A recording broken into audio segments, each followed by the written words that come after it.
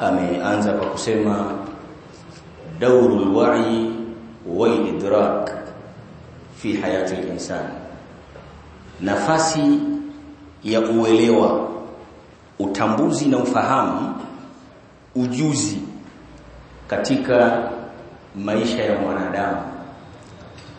Uelewa una nafasi gani katika maisha ya mwanadamu? Elimu ina nafasi gani katika maisha ya mwanadamu? Ni vitu ambavyo Muislamu anapaswa kuwa navyo au Muislamu hapaswi kuwa navyo. Katika hili akasema hakuna shaka wala jidali, uelewa ni jambo la msingi sana ambalo Muislamu anapaswa kuwa nalo, kwani Allah subhanahu wa ta'ala amesema ndani ya Qur'an, hawafanani wanaojua na wasiojua. Kwa hakika Allah subhanahu wa ta'ala huwanyanyua zaidi daraja wale wenye kujua, wenye uelewa, alladhina yudrikuna al-umur, wale wanaotambua. Mwenyezi Mungu subhanahu wa ta'ala amewapa wa'i, basi watu hao Mwenyezi Mungu subhanahu wa ta'ala huwa anawanyanyua zaidi, kwamba la yastawun, hawafanani hawa.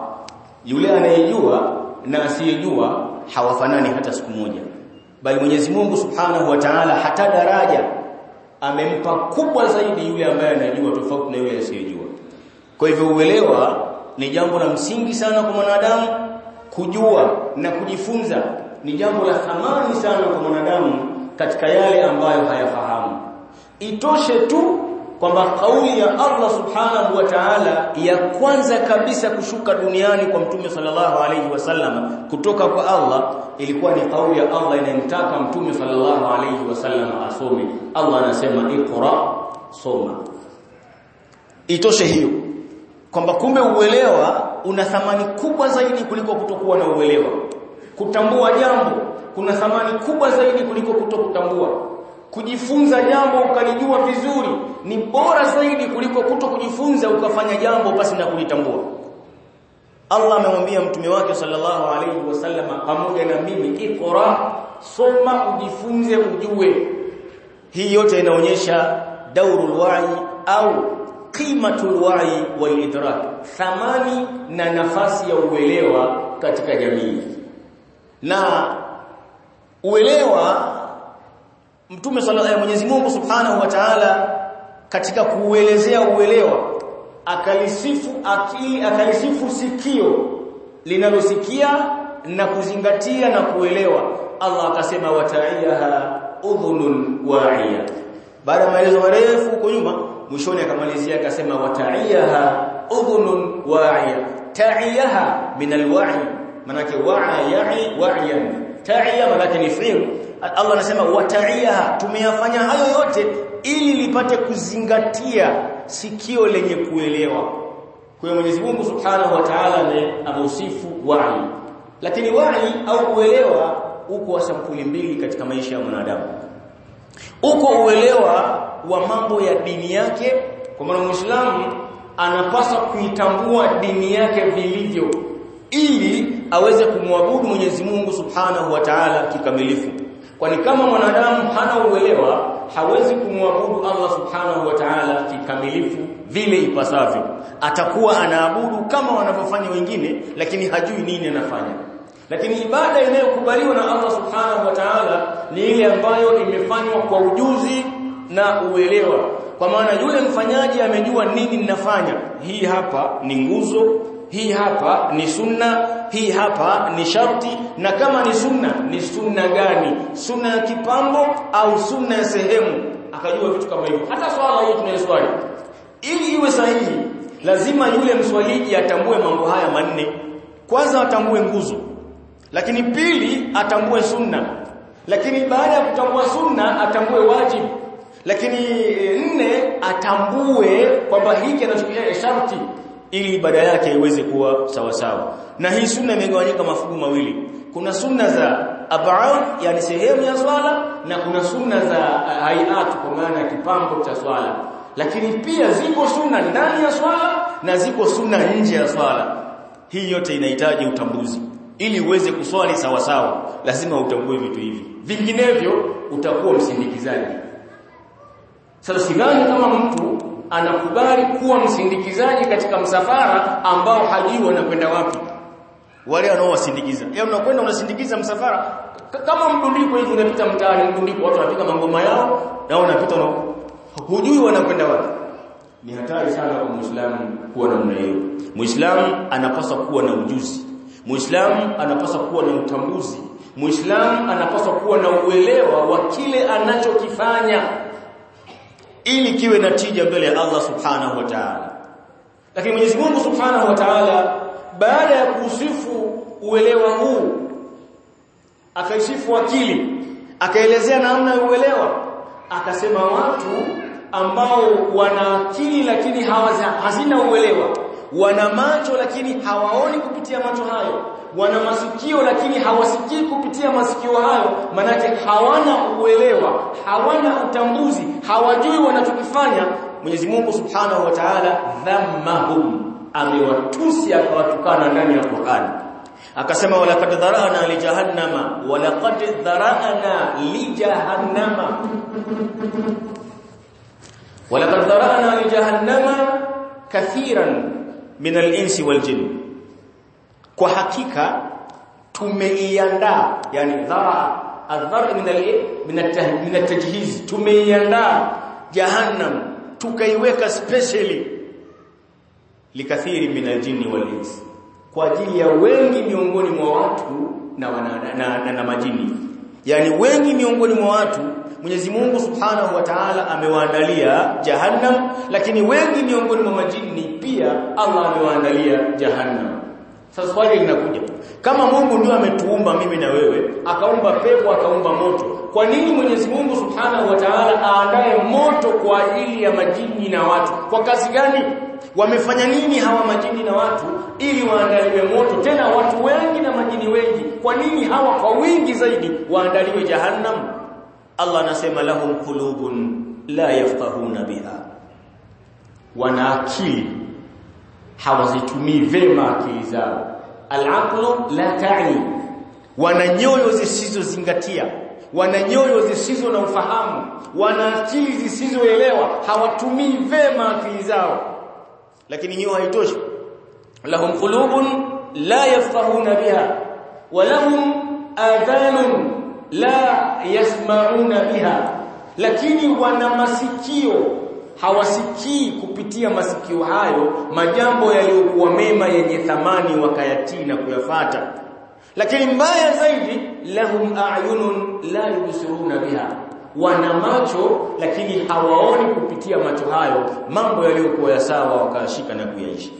Allah Subhanahu wa Ta'ala anasema ulaika, ismul ishara hiyo, ulaika ay madhkuruna halifa, hawa walotajwa hapo nyuma, hawa wenye macho hawaoni kupitia macho hayo, wenye masikio hawasikii kupitia masikio hayo, wenye akili hawafahamu na hawaelewi kupitia akili hizo.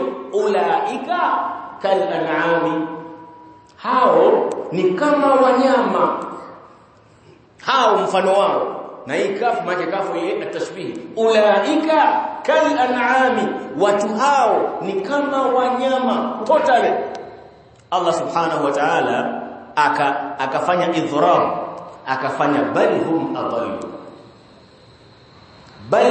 adallu, istithna. Hawa wanyama wameumbwa hivyo kutokuwa na uelewa, hawa wanyama wameumbwa hivyo kutokuwa na kusikia haki, hawa wanyama wameumbwa hivyo kutokuiona haki. Lakini mwanadamu ameumbwa bora zaidi kuliko mnyama, lakini kwa kutokusikia haki, kwa kutokuiona haki, kwa kutokuielewa haki, wao wamekuwa chini zaidi kuliko wanyama. Allah anasema bal hum adallu, bali wao wamezidi zaidi kuwa wapotevu na wajinga kuliko ng'ombe au mbuzi. Yani mbuzi leo ana thamani mbele ya mwanadamu. Mbuzi yule mchinja unakula mchuzi, ana thamani leo mbele ya mwanadamu asiyetumia akili yake vema, mbele ya mwanadamu asiyesikia haki, mbele ya mwanadamu asiyeiona haki akaifuata. Mbuzi ana thamani, au kuku yule unamchinja unakula supu, ana thamani zaidi kuliko mwanadamu. ulaika kal-an'ami bal hum adall. Sasa huu ni mfano mbaya. Ukiona Allah subhanahu wa ta'ala ametoa mfano kama huu, na hii mfano wa tashbih, mfano kama huu, manake kwa mwanadamu unapaswa kuamka, unapaswa kujielewa, ukatambua thamani yako, ukatumia vema akili yako, masikio yako na macho yako yakaona haki. Hii ilikuwa ni aina ya kwanza ya utambuzi. Lakini utambuzi wa pili au wa'i, aina ya pili ni wa'i kuhusiana na maisha mazima ya mwanadamu. Na miongoni mwa wa'i hii ya maisha mazima ya mwanadamu ni hubbul watan au himayatul watan, kulinda nchi, kuipenda nchi yako, kuthamini matukufu ya nchi yako. Ni miongoni mwa wa'i, miongoni mwa uelewa wa mwanadamu. Ukiona mwanadamu hathamini matukufu ya nchi yake, manake hana uelewa. Akili zake hazina akili, macho yake hayaoni, masikio yake hayasikii. Lakini mwanadamu mwenye kuthamini matukufu ya nchi yake, mwenye kuthamini nchi yake, akaipenda nchi yake, manake ana akili, jicho lake linaona, sikio lake linasikia. Huyu ameepukana na mnyama. Kwa hiyo tuchukue tahadhari ndugu zangu, tusije tukawa kama wanyama. Na kuthamini matukufu ya nchi au kuipenda nchi yako mtu ni sehemu ya imani. Mtume sallallahu alayhi wasallam kama ilivyokuja katika athara, alipenda nchi yake, alipenda mji wake Maka, na akasema siku moja wakati watu wa Maka wanamtimua katika mji ile, alitizama ile Maka, alisogea pembeni kidogo, kisha akageuka kuiangalia Maka, akasema wallahi ya Maka, anti ahabbul biladi ila Allah wa ahabbul biladi ilayya. Wewe Maka, wewe ni katika sehemu pendwa na Allah subhanahu wa ta'ala, lakini pia wewe ni katika sehemu pendwa ndani ya moyo wangu. Laula anna ahlaki akhrajuni minki ma kharajtu. Laula harfu imtina. Laula ahlaki, kama si kwamba watu wako akhrajuni minki, wamenitoa katika mji wako huo, yani wamenitoa mimi ndani yako, ma kharajtu minki, nisingetoka katika mji wa Makka. Kwa hiyo Mtume sallallahu alayhi wasallam alitoka ndani ya mji wa Makka karhan, rahma anfi, yani alitoka kwa kulazimishwa, kwa kufusiwa, lakini matakwa yake hakuwa anapenda kutoka katika mji wa Makka, kwa sababu ndio kwake, ndio kwao, kazaliwa pale, kakulia pale.